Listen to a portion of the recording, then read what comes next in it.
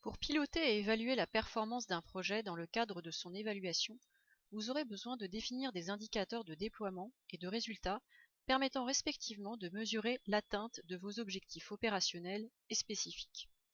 Les indicateurs de déploiement ou de réalisation permettent de mesurer les actions concrètes nécessaires au lancement et au déploiement du projet. Ils reflètent généralement le suivi quantitatif des premières mesures prises, par exemple le nombre de projets, d'acteurs labellisés, de bénéficiaires. Ils sont exhaustifs et sectoriels, c'est-à-dire centrés sur l'offre métier. Les indicateurs de résultats servent à mesurer les effets directs produits à moyen terme par votre projet.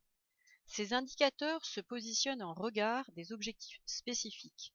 On les qualifie d'indicateurs de performance, mais ils peuvent également servir à évaluer les résultats obtenus par rapport aux moyens mobilisés. On parlera alors d'indicateurs d'efficience.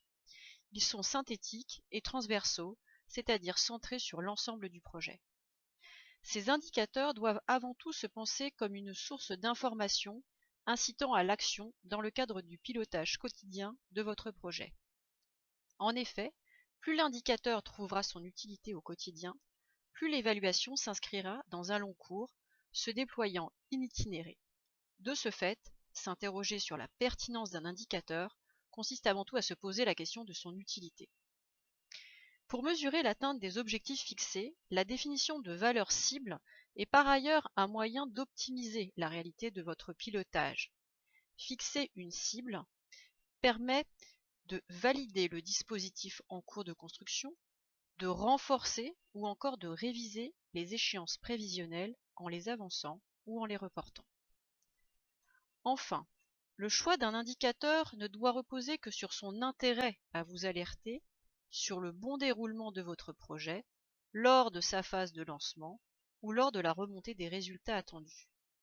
C'est pourquoi la MAP conseille d'adopter un nombre limité d'indicateurs. Pour la direction générale ou pour les directions générales déléguées, 1 à 2 indicateurs qui reflètent les grandes orientations de la planification stratégique suffiront. Pour les programmes métiers, 5 à 7 indicateurs pour suivre et piloter l'activité sur des sujets prioritaires. Pour les pôles et services, ressources ou supports, 3 à 5 indicateurs permettent de mesurer l'avancée du projet en fonction de sa complexité ou de sa technicité et surtout son impact dans le fonctionnement interne de l'agence.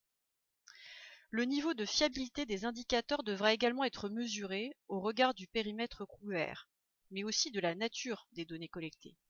Ces enjeux de fiabilité doivent vous inciter à limiter le nombre d'indicateurs pour ne retenir que les plus solides.